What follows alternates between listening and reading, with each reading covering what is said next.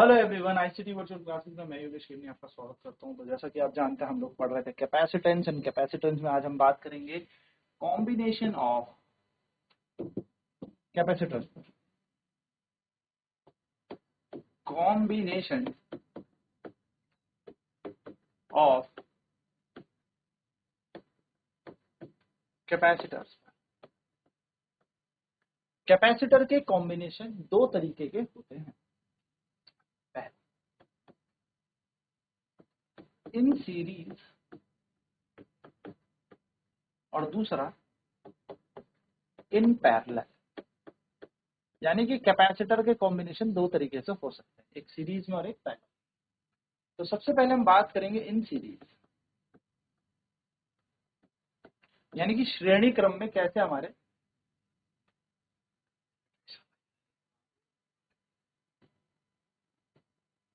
Series में कैसे हमारा कैपेसिटर लगते हैं। चलिए, आप सभी जानते हैं जो हमारे कैपेसिटर का सिंबल कैसा होता है। तो दो पैरेलल की प्लेट होंगी, यानी कि ऐसे दो पैरेलल प्लेट होंगी, ऐसे पैरेलल प्लेट, ऐसे पैरेलल लभी। तो एक C1 है, एक C2 है, एक C3 है। तो सीरीज में याद रखिएगा, दूसरी प्लेट पहले कैपेसिटर की दूसरी प्लेट दूसरे कैपेसिटर की फर्स्ट प्लेट से जुड़ी हो, एंड दूसरे कैपेसिटर की दूसरी प्लेट तीसरे कैपेसिटर की फर्स्ट प्लेट से जुड़ी हो, एंड ऐसे कनेक्टेड होंगे from a battery V volt की। हम एक चीज याद रखेंगे, इन सीरीज कॉम्बिनेशन, ये चीज हमें ध्यान में रखना है। The charge across each capacitor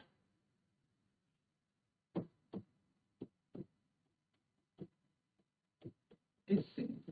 यानी कि हमें क्या ध्यान में रखना है, हमें ध्यान में रखना है कि सीरीज कॉम्बिनेशन में जो चार्ज होता है वो प्रत्येक धारिता में समान रहता है। तो आवेश इस पे भी Q है, इस पे भी Q है, इस पे भी Q है, लेकिन जो वोल्टेज है उसका डिस्ट्रीब्यूशन अलग अलग हो जाएगा। यानी कि इसके पास का वोल्टेज V1, इसके पास का वोल्टेज V2 और इसके पास का वोल्टेज V3 हो जाएगा। तो हम यहाँ पे क्या लिखेंगे, late C1, C2 and C3 are the, या मैं बोलूँ be the capacitance of capacitors of three capacitors of three capacitors.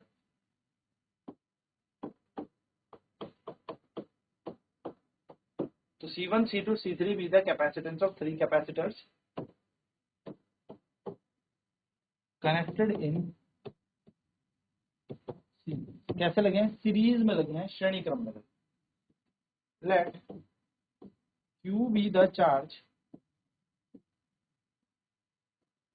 across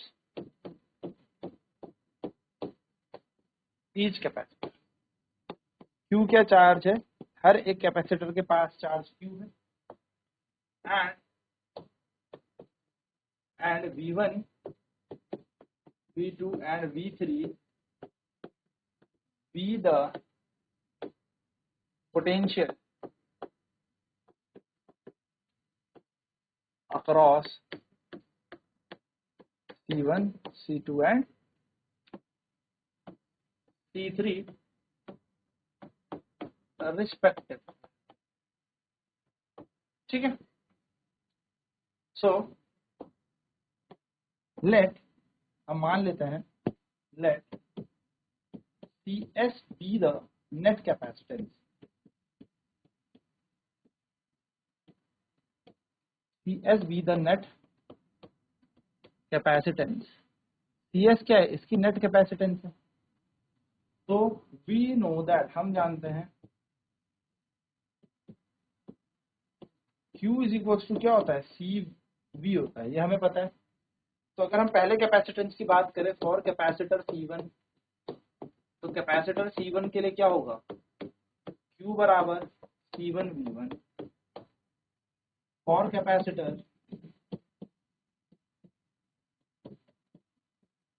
C2, Q बराबर C2V2। और कैपेसिटर C3 Q बराबर C3V3। अगर मैं कहूं Q हमारे पास नेट चार्ज है, Q हमारे पास नेट चार्ज है, तो Q बराबर क्या हो जाएगा, या मैं बोलूं V बराबर हमारे पास नेट पोटेंशियल है, सॉरी है, V is equal to net voltage है या नेट पोटेंशियल है, क्योंकि चार्ज तो हमारे पास सेम चल रहा है ना सब में, तो V हमारे पास नेट पोटेंशियल होगा, तो V बराबर हो जाएगा Q अपॉन CS, है ना, ये हो जाएगा, क्योंकि CS को हमने क्या माना है, नेट कैपेसिटेंस माना है, CS, तो V is equal to Q upon CS, ठीक। एंड V जो होगा वो क्या हो जाएगा, V1 plus V2 plus V3, क्योंकि हर एक का पोटेंशियल ऐड होके V बनेगा, क्योंकि नेट है ना, ठीक है। तो V की जगह क्या लिखेंगे हम, Q अपॉन CS, यहाँ लिखेंगे Q अपॉन C1, यहाँ लिखेंगे Q अपॉन C2, और यहाँ लिखेंगे Q अपॉन C3। आप ध्यान से देखेंगे तो Q अपॉन CS तो एज इट इज, यहाँ से Q कॉमन ले लो, तो यहाँ से Q कॉमन लेके क्या बना, 1 upon C1 plus 1 upon C2 plus 1 upon C3।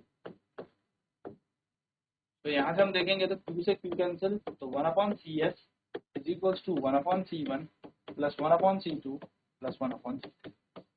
ये हमारे पास क्या आ जाएगी, नेट कैपेसिटेंस आ जाएगी, ये हमारे पास क्या बन गई, net capacitance.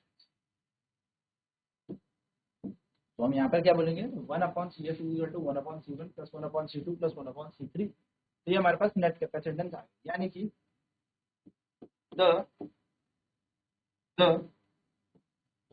net capacitance of the capacitors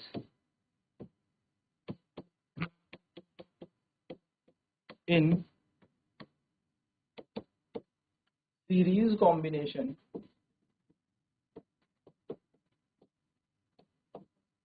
is the sum of the reciprocal of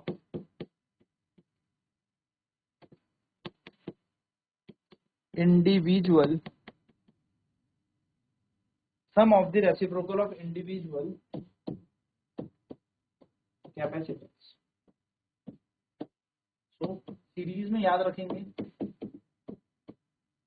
जो नेट कैपेसिटेंस निकलती है वो कैसे निकलती है, 1 upon C is equal to 1 upon C1 plus 1 upon C2, 1 upon C3, अगर 3 है, 4 कैपेसिटर है तो C4, 5 है तो C5 and so on। This is the required formula for the capacitance or net capacitance in series। Series में निकालेंगे। चलिए इस पे क्वेश्चन देखते हैं। क्वेश्चन बेसिक सा है हमारे पास। क्वेश्चन है 3 कैपेसिटर है C1 C2 C3, 5 माइक्रोफेराड या 10 माइक्रोफेराड, 15 माइक्रोफेराड, 20 माइक्रोफेराड, इस तरीके से कनेक्ट है। क्वेश्चन कह रहा है find the net capacitance of the circuit. इस परिपथ की कुल धारिता निकालें। इस परिपथ की कुल धारिता आपको ज्ञात करनी। तो कुल धारिता निकालने के लिए बहुत ही आसान होगा, हम इस डायग्राम को दोबारा से रीड्रॉ करते हैं। And now this consider C1 C2 and C3। C1 है 10 माइक्रोफेराड, C2 है 15 माइक्रोफेराड, C3 है 20 माइक्रोफेराड। 3 कैपेसिटर, हम क्या लिखेंगे, the capacitors C1 C2 and C3 are connected in series। कैसे कनेक्टेड है, सीरीज में लगे हुए हैं, श्रेणी क्रम में लगे हुए हैं। Let CS be the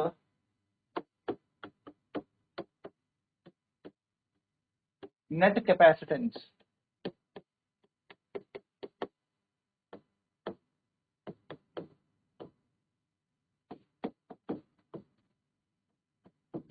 CS क्या है, नेट कैपेसिटेंस है सर्किट की, So we know that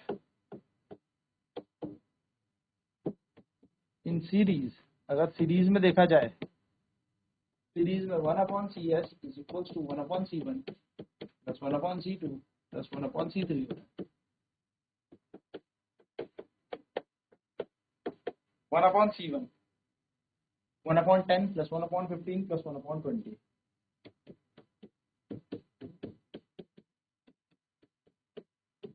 Taking LCM 20, 15, 20, 10, 15, 20. LCM एक ऐसा नंबर जो दोनों से डिवाइड हो, तो 10 से तीनों से डिवाइड हो, 10 से भी, 15 से भी, 20 से भी, तो 60 ले लेते हैं. 10 6 jar, 15 4 jar, 20 3 jar.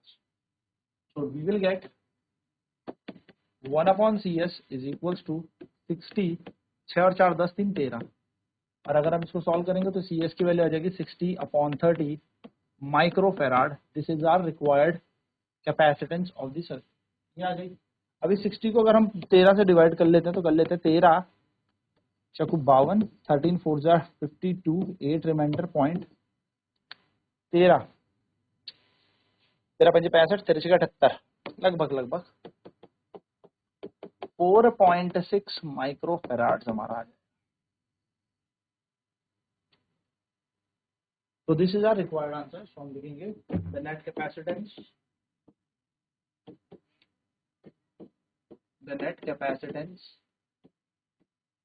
of the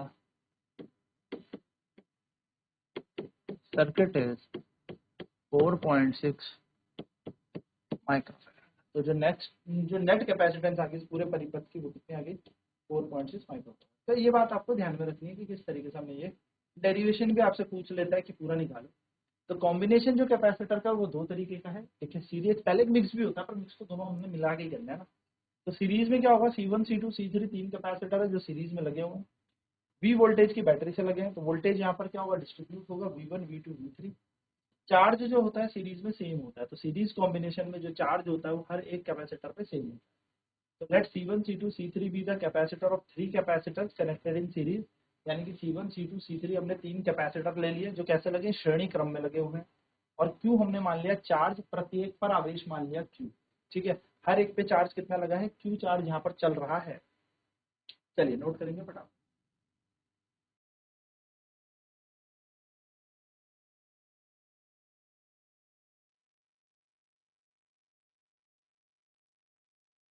तो V1 V2 V3 क्या है, potential across C1 C2 C3 respectively. और CS को हमने नेट कैपेसिटेंस मान ली. Q बराबर CV होता है. तो क्योंकि ये नेट है तो नेट के लिए हमें नेट वोल्टेज, नेट कैपेसिटेंस लेनी पड़ेगी और नेट वोल्टेज लेना पड़ेगा. तो फॉर कैपेसिटर C1 के लिए क्या बन जाएगा, C1 Q is equal to C1 V1 बन जाएगा. तो C1 की वैल्यू कितनी आ जाएगी, Q अपॉन V1, है ना. C1 की वैल्यू कितनी आ जाएगी, Q अपॉन V1, या Q की वैल्यू C1 V1 तो V1 की value Q upon C1. For capacitor C2 Q बराबर C2 V2. अच्छा आप ऐसे भी कर सकते हो ना, यहीं से अगर देखें तो V1 की वैल्यू क्या बन जाएगी, तो V1 is equal to Q upon C1 आ जाएगा. V2 की वैल्यू क्या बन जाएगी, Q अपॉन C2 आ जाएगा. V3 की वैल्यू क्या आ जाएगी, V3 की वैल्यू आ जाएगी Q अपॉन C3 आ जाएगी. ऐसे वैल्यूज बन सकती है. तो अगर नेट पोटेंशियल V है तो V is equal to Q upon CS हो जाएगा. तो V is equal to V1 plus V2 V3. V की जगह Q अपॉन CS, V1 की जगह Q अपॉन C1, V2 की जगह Q अपॉन C2, V3 की जगह Q अपॉन C3. ऐसे हम यहाँ पर values put on.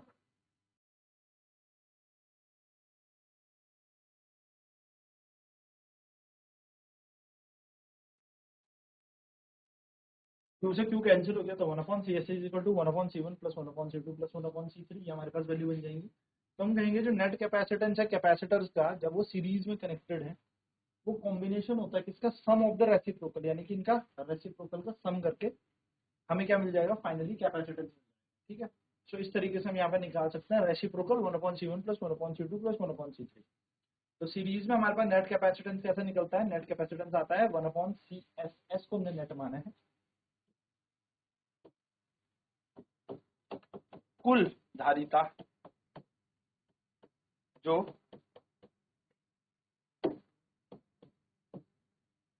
1/CS is equal to 1/C1 plus 1/C2 plus 1/C3 plus 1/C4 and so on. यहाँ पर वैल्यूज बन जाएंगी. तो हमारे पास जैसे क्वेश्चन दे रखा है 10 माइक्रोफेराड, 15 माइक्रोफेराड, 20 माइक्रोफेराड इस तरीके से कनेक्टेड है। हमसे पूछा है find the net capacitance of the circuit. तो 10, 15, 20 हमारा इस तरीके से अरेंज हो रखा है।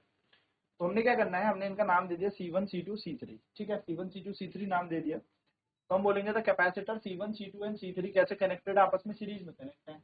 तो CS हमने इनका नेट कैपेसिटेंस मान लिया, यानी कि इन सब को हटाऊंगा और इकलौता अगर मैं कैपेसिटर लाऊं तो इन तीनों के बराबर उसकी कैपेसिटेंस तो होनी चाहिए।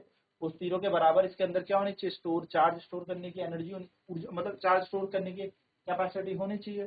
तो हम जानते हैं ये सीरीज में जुड़े हैं, कैसे लगे हैं, श्रेणी क्रम में यहाँ पर लगे हैं। तो श्रेणी क्रम में लगे हैं तो 1/CS is equal to 1/C1 plus 1/C2 plus 1/C3। CS की जगह CS, इक्वल टू की जगह इक्वल टू 1/10, 1/15, 1/20। एलसीएम लेंगे इन तीनों का 60, 10 से 60 जाएगा 6, 15 से 60 जाएगा 4, 20 से 60 जाएगा 3। तो ये बन गया 6 प्लस 4 प्लस 3। तो 6 प्लस 4 10, 10 प्लस 3 13। तो 1/CS is equal to 13/60। CS reciprocal करके बन जाएगा 60/30। सॉल्व करके 4.6 microfarad. This is our final answer. Yes, you have to no.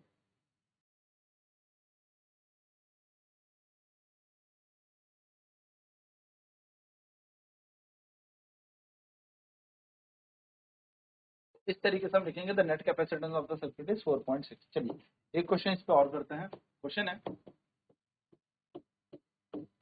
दो कैपेसिटर हैं 20 माइक्रोफेराड और 40 माइक्रोफेराड के आपस में इस तरीके से connected. Find the net capacitance.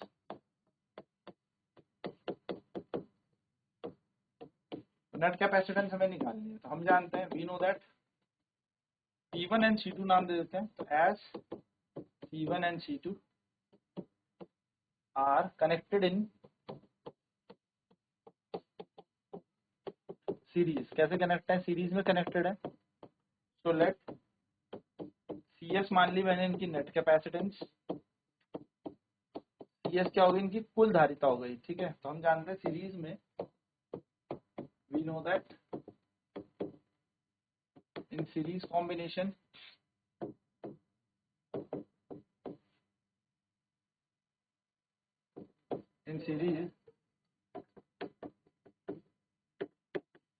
in series combination 1/CS equals to 1/C1 plus 1/C2 हो जाएगा। 1/C1 कितना है, 1/20 plus 1/40।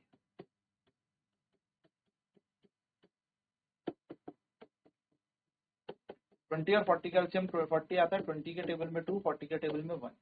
Solving it 1/CS is equals to 3/40,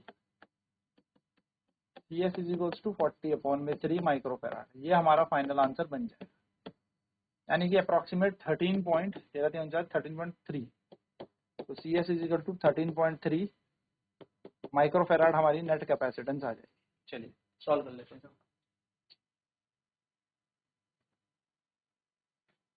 तो ये बेसिक सी चीजें आपको ध्यान में रखनी है कि किस तरीके से हम कैपेसिटेंस को निकाल सकते हैं। हम नेक्स्ट क्लास में बात करेंगे पैरेलल कॉम्बिनेशन की, कि पैरेलल यानी कि समांतर क्रम में किस तरीके से कुल धारिता यानी कि टोटल कैपेसिटेंस निकालें। तो आज की क्लास में इतना ही। ICT वर्चुअल क्लासेज में जुड़ने के लिए धन्यवाद। आपका दिन शुभ।